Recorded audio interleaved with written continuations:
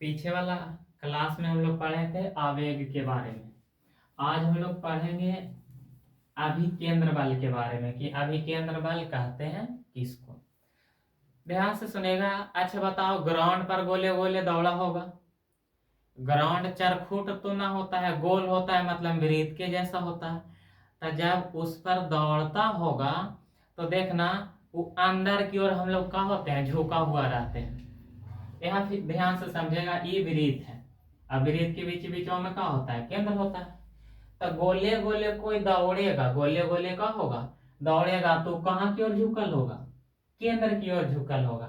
जैसे ये एक वस्तु है, गोले गोले का हो रहा है, दौड़ रहा है। जब ये दौड़ेगा ना तो इसका शरीर वहां अंदर की ओर ऐसे झुकल होगा और झुक के दौड़ेगा। यानी एक केंद्र उस वस्तु पर का लगा रहा है, एक बल लगा रहा है, उस बल को ही क्या कहते हैं, अभिकेंद्र बल। यहाँ जैसे कोई व्यक्ति गोले गोले दौड़ रहा है, उस व्यक्ति को जरा यहाँ बना देते हैं कि वो व्यक्ति है। जरा ध्यान से देखिएगा, मान लेते हैं छोटा भीम है, ये गोले गोले दौड़ रहा है, गोले गोले दौड़ रहा है तो अंदर की ओर झुकल होगा, तो उस पर एक बल काम करेगा, उस बल को क्या बल कहते हैं, अभिकेंद्र बल।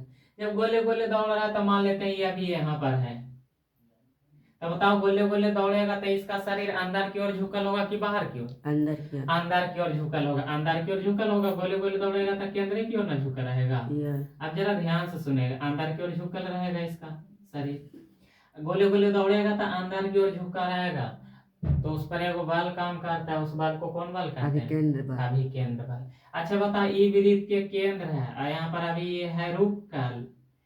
तो बता, यहाँ से यहाँ के बीच वाला दूरिया को क्या कहते हैं, इसी को कहते हैं त्रिज्या। इसी को क्या कहते हैं, त्रिज्या। अच्छा बता, ये गोले गोले दौड़ रहा है तो इसके पास तो कुछ ना कुछ द्रव्यमान होगा, द्रव्यमान होगा कि नहीं। द्रव्यमान क्या है, पीछे वाला क्लास में बहुत अच्छे से बताए हैं।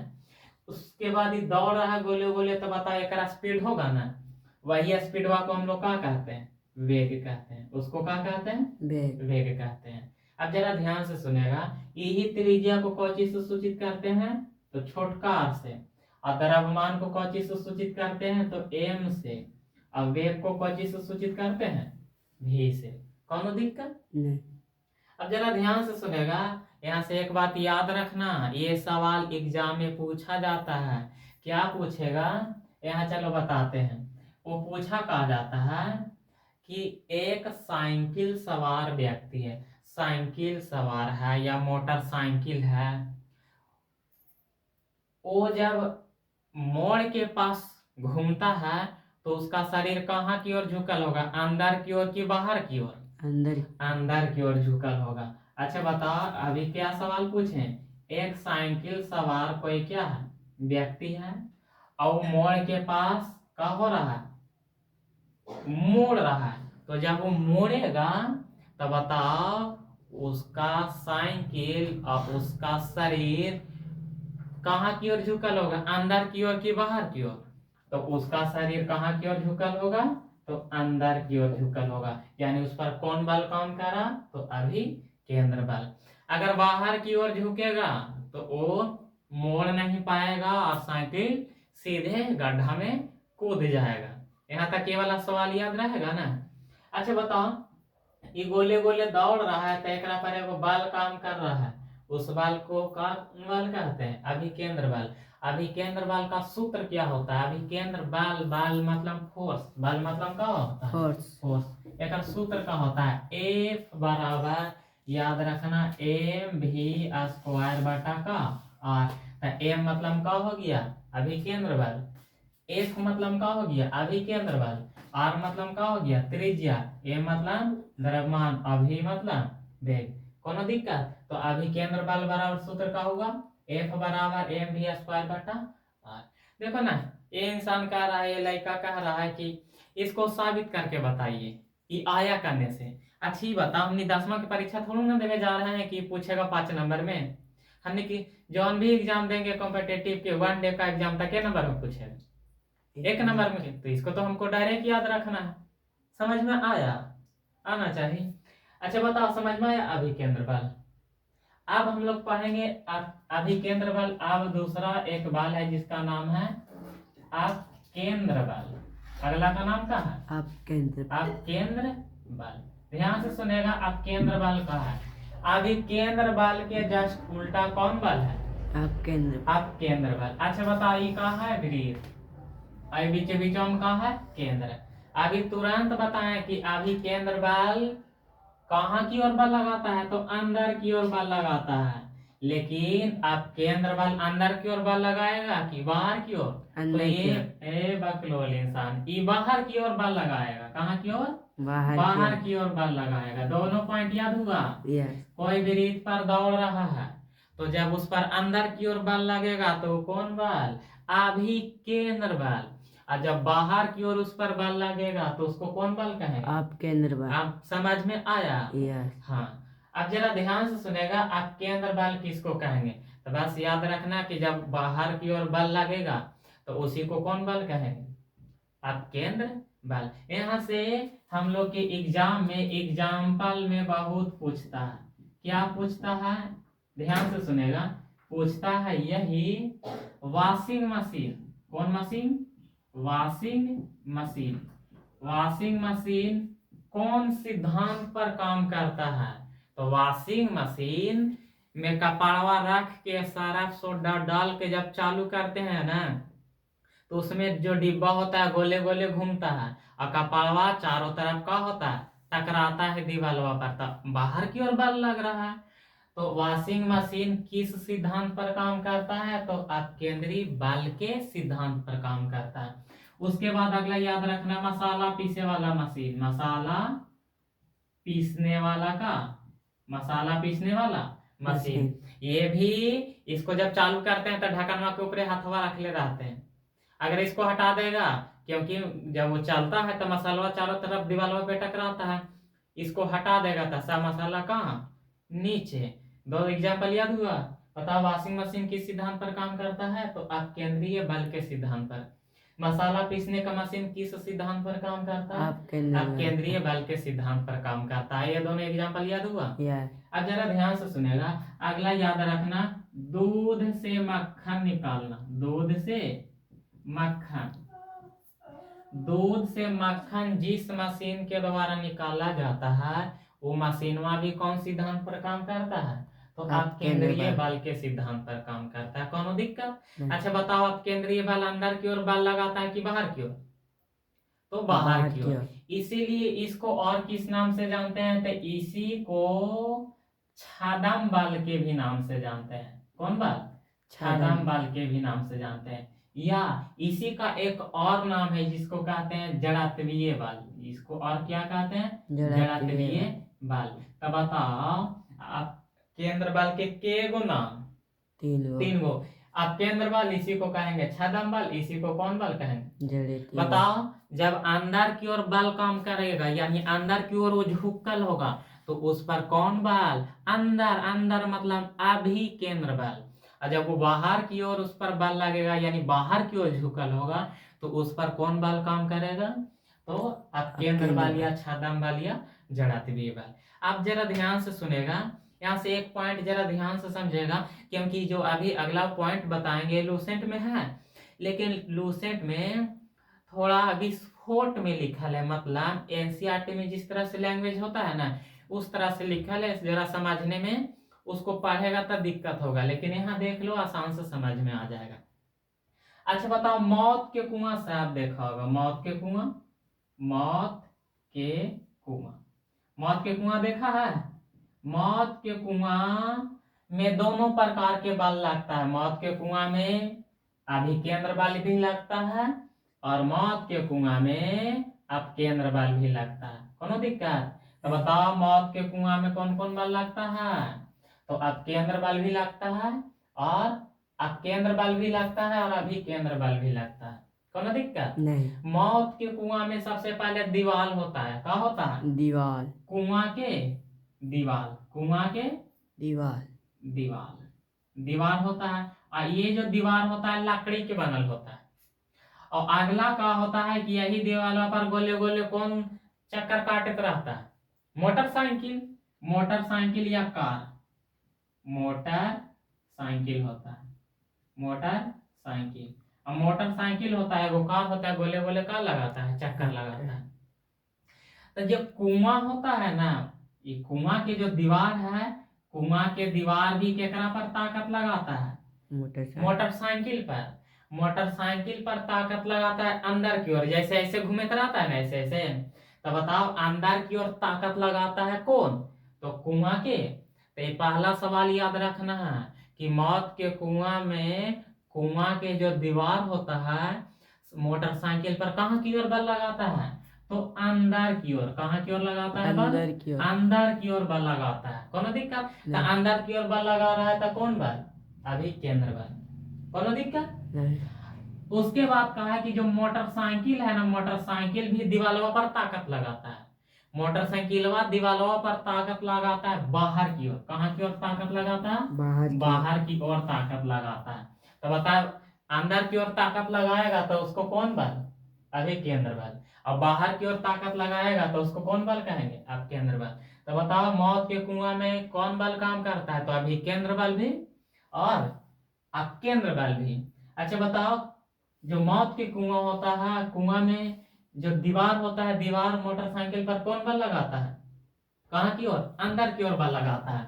जबकि मोटरसाइकिल मोटरसाइकिल कुआं के दीवार पर ताकत लगाता है तो हाँ, कहाँ की ओर ताकत लगाता है? तो बाहर की ओर ताकत लगाता है। कहाँ की ओर? अच्छा बताओ एगो इंसान अंदर की ओर खींचता है, एगो इंसान बाहर की ओर खींचता है, और दोनों बराबर ताकत लगाता है, इसीलिए वो गोले गोले का होता है, चक्कर काटते रहता है, इसीलिए वो गिरता है नहीं गिरता। जैसे हम यहाँ पे खड़ा है, उधर से 50 न्यूटन के बल लगा के इसे पूरा खींच ले है, इन्हें से भी खींच ले है। तब बताओ उन्हें से भी 50 न्यूटन, इन्हें से भी 50 न्यूटन। तब बताओ हम हिले डोलेंगे? नहीं डोलेंगे, स्थिर रहेंगे, क्योंकि दोनों देने से बल बराबर लग रहा है। उसी तरह से मौत के कुआं में अभी केंद्र बल जितना लगता है उतना अब केंद्र बल लगता है, इसीलिए वो मौत के कुआं में गोले गोले का करत रहता है, चक्कर काटते रहता है। यहाँ तक समझ में आया? अभी केंद्र बल किसको कहेंगे, अब केंद्र बल किसको कहेंगे? हाँ या ना? अच्छा बताओ कोई भी रीत पर दौड़ रहा है, अंदर की ओर बल लगेगा तो कौन बल? अभी केंद्र बल। और बाहर की ओर लगेगा तो कौन बल? अब केंद्र बल। बताओ वॉशिंग मशीन किस सिद्धांत पर काम करता है? तो अब केंद्र बल के सिद्धांत पर। कपड़ा धोने वाला मशीन, अब केंद्र बल। कपड़ा धोने वाला जो मशीन है ना, ओकरे कहते हैं कौन वाला मशीन? Washing machine. अच्छा बताओ दूध से जो मक्खन निकाला जाता है वो मशीन भी कौन सिद्धांत पर काम करता है? अब केंद्र बल पर। अच्छा बताओ अब केंद्र बल का दूसरा नाम छद्म बल, और उसी को और किस नाम से जानते हैं? तो जड़त्वीय बल के नाम से जानते हैं। अच्छा बताओ मौत के कुआं पर कौन बल लगता है? तो अभी केंद्र बल और केंद्र बल दोनों लगता है। उसके बाद बताओ जो कुआं के दीवार होता है वह दीवार मोटरसाइकिल पर बल बाहर की ओर लगाता है कि अंदर की ओर? तो अंदर की ओर लगाता है बकलोल इंसान। और उसके बाद मोटरसाइकिल दीवार पर बल लगाता है कहाँ की ओर? तो बाहर की ओर। अच्छा एगो अंदर खींचता है एगो बाहर खींचता है, इसीलिए वो गिरता है नहीं गिरता है। यहाँ तक कोनो दिक्कत नहीं। अब हम नहीं पढ़ेंगे बल आघूर्ण के बारे में। अब किसके बारे में पढ़ेंगे? बल आघूर्ण। बल आघूर्ण कहते हैं किसको? बल आघूर्ण को बल आघूर्ण कहते हैं किसको? तो बल आघूर्ण को टी से सूचित करते हैं। कौन चीज से? बल आघूर्ण को चीज से सूचित करते हैं? टी से। जरा ध्यान से सुनेगा, बचपन में राशिया में ढेका बहान के गोले गोले घुमा है ना, गोले गोले घुमाता था या नहीं? तो गोले गोले एक जगह पर आके गोले गोले घूमता है ना, उसी को क्या कहते हैं? बल आघूर्ण। इसे एग्जांपल से समझाते हैं। जैसे जरा ध्यान से देखिएगा, ये गोले गोले घूम रहा है ना, ये गोले गोले घूम रहा है कैसे? एकरा पर ताकत लगा रहे हैं तबे ना, ताकत ना लगाए तो गिर गया कि नहीं? तब बताओ, और घूम रहा है यहाँ पर एक ही जगह यहाँ पर ना घूम रहा है, तो इसको अक्ष कहेंगे। इसको क्या कहेंगे? अक्ष कहेंगे। ये बताओ गोले गोले घूम रहा है तो एकरा पर ताकत लगा रहा है ना, तो जब कोई वस्तु पर बल लगाते हैं, अब बल लगाते हैं तो एक अक्ष पर गोले गोले का होता है? घूमता है। तो गोले गोले घूमता है तो इसी को क्या कहते हैं? बल आघूर्ण। समझ में आया? क्या बोले कि जब कोई वस्तु पर ताकत लगाएंगे तो एक ही जगह स्थिर होकर गोले गोले का होगा? घूमेगा।